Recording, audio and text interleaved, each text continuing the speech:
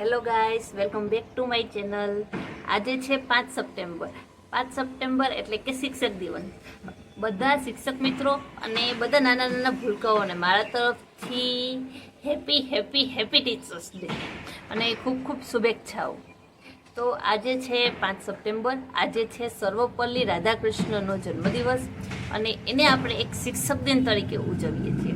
આપણા નાના હતા ત્યારે આપણે બધાને ખબર જ છે કે આપણી સ્કૂલમાં આપણે નાના નાના ટીચર્સ બનતા. ગર્લ્સ હોય તો એ મસ્ત મસ્ત સાડી પહેરીને આવે, બોયઝ હોય તો એ મસ્ત સૂટ પહેરીને આવે અને બધાને એક દિવસ માટે શિક્ષકનો આપણે અનુભવ કરીએ છીએ. અને આ શિક્ષક દિવસ માટે આપણા માટે ખૂબ જ મહત્વનો છે. હવે તમને એવું લાગે કે મહત્વનો છે, શા માટે મહત્વનો છે? કારણ કે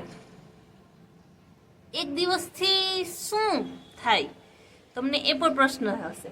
અને શિક્ષક દિવસની ઉજવણી આપણે શા માટે કરવી જોઈએ?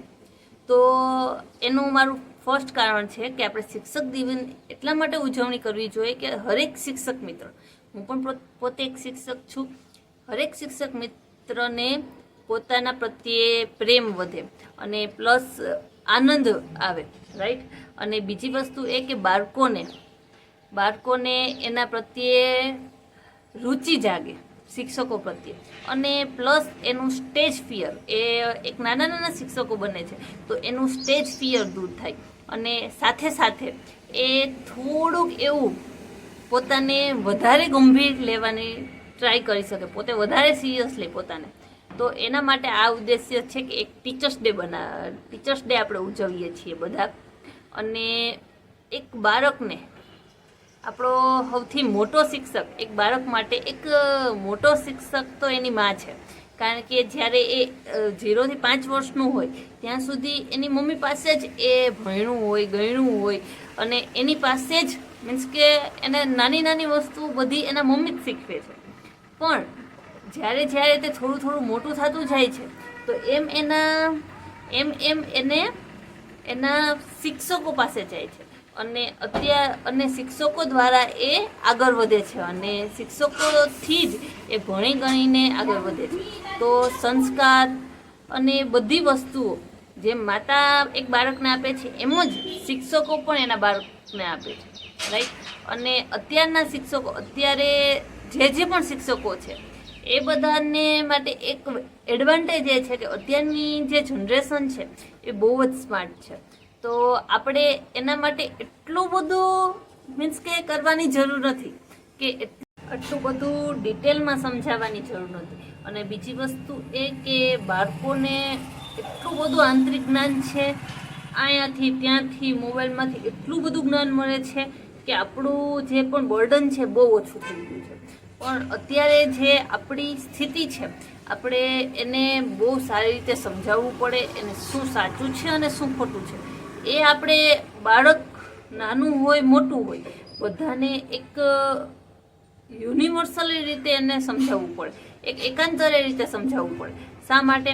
કારણ કે બાળક જે પણ કરે છે, બરાબર છે, એ આપણા માટે કરે છે અને એ આપણા દેશનું ભવિષ્ય છે, આપણું ભવિષ્ય છે. આપણે આમ જોઈએ તો, કારણ કે આપણું દેશ આગળ વધશે તો જ આપણે આગળ વધશું અને તો જ આખું તંત્ર છે એ જળવાઈ રહેશે, બરાબર છે? અને આપણી આગળની પેઢીને શિક્ષિત કરવી જોઈએ અને એને સાચું શું છે અને ખોટું શું છે એનું ભાન કરાવવું જોઈએ, કે આપણે શું સાચું છે અને શું કરવું જોઈએ, શું ન કરવું જોઈએ, તમારે કઈ રીતે બોલવું જોઈએ, શું પહેરવું જોઈએ, શું તમારે કરવું જોઈએ, બરાબર છે?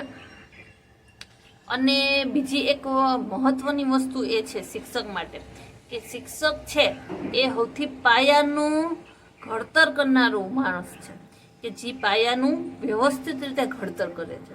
આપણે બહુ આભારી છું, હું મારા શિક્ષક મિત્રોને બહુ આભારી છું કે મારા શિક્ષકોના લીધે હું અહીંયા છું.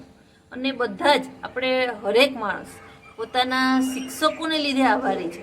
શા માટે? કારણ કે એ આપણે ભણાવે છે અને આપણે એની પાસેથી શીખ્યા છીએ અને આપણે જે પણ પોઝિશન ઉપર છીએ અત્યારે તો એના દ્વારા છે, બરાબર છે? એટલે ખૂબ ખૂબ આભાર મારા શિક્ષકોને.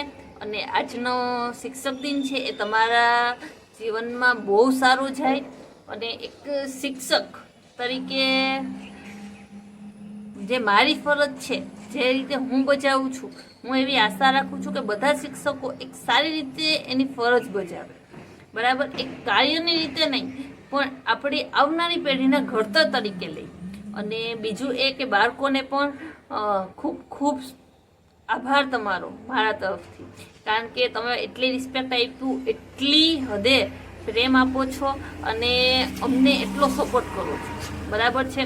કારણ કે બાળકો આપણે સપોર્ટ કરે તો જ આપણે એને સપોર્ટ કરી શકીએ, બરાબર છે. Thank you so much.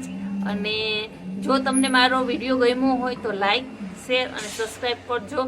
અને જો તમે નવા હોય તો ચેનલને સબસ્ક્રાઈબ કરવાનું જરા પણ ભૂલતા નહીં. અને નેક્સ્ટ વિડીયો કયા ટોપિક ઉપર બનાવું એના વિશે થોડુંક એવું કોમેન્ટ કરી દેજો. Thank you so much.